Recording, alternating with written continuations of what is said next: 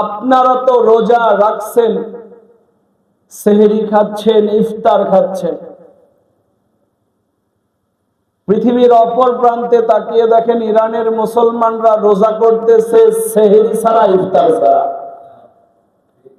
ঠিক কিনা বলেন?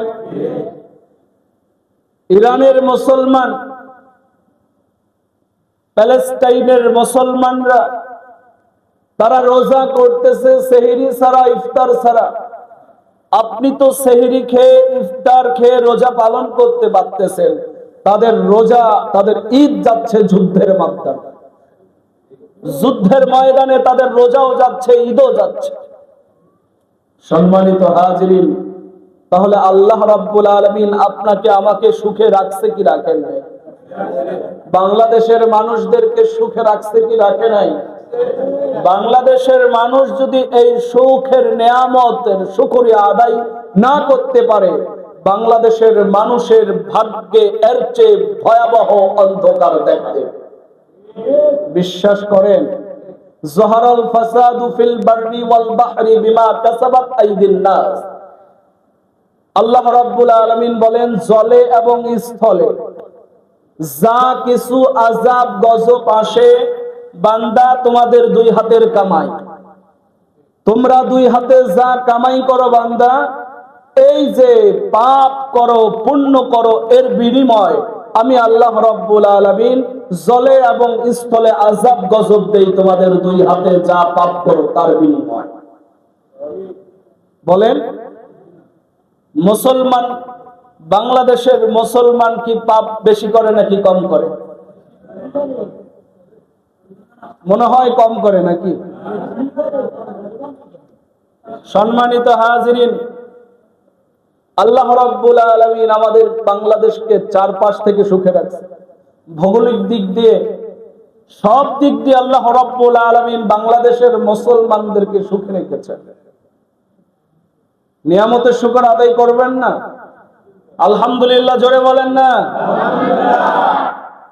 আসলে আল্লাহ রাব্বুল আলামিনের খাস রহমত বাংলাদেশের প্রতি, যে এত কিছু হওয়ার পরেও বাংলাদেশে ওই রকম বড় ধরনের আযাব গজব আসে। যেরকম ভূমিকম্প গুলো অন্যান্য রাষ্ট্রে হয়, সাইক্লোন সিডর হয়, বাংলাদেশে ওই রকম ভূমিকম্প, সাইক্লোন সিডর হয়। একবার ভূমিকম্প হয়েছিল গত কয়েক বছর আগে, 5 সেকেন্ড নাকি 7 সেকেন্ড যাবে, তাই না? পুরা বাংলাদেশ কেঁপে উঠেছিল।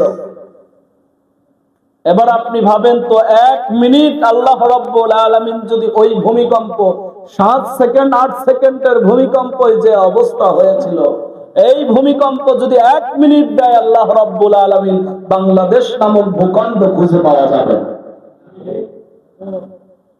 হ্যাঁ, বাংলাদেশ নামক যে ভূখণ্ড, বাংলাদেশ যে পৃথিবীর মানচিত্রে বাংলাদেশ আছে, এই 1 মিনিট যদি আল্লাহ রাব্বুল আলামিন ভূমিকম্প দেয়, বাংলাদেশ খুঁজে পাওয়া যাবে।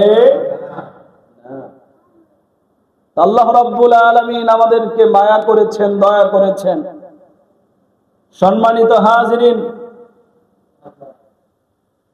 পুরা পৃথিবীতে আজ মুসলমান নিধন খেলা,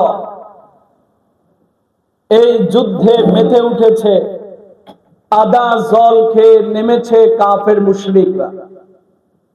মুসলমান নিধন করো, মুসলমানদেরকে যে কোনো বিনিময় হোক, যে কোনো কিছুর বিনিময় হোক, মুসলমানদেরকে ক্ষমতায় আসতে দেওয়া যাবে না।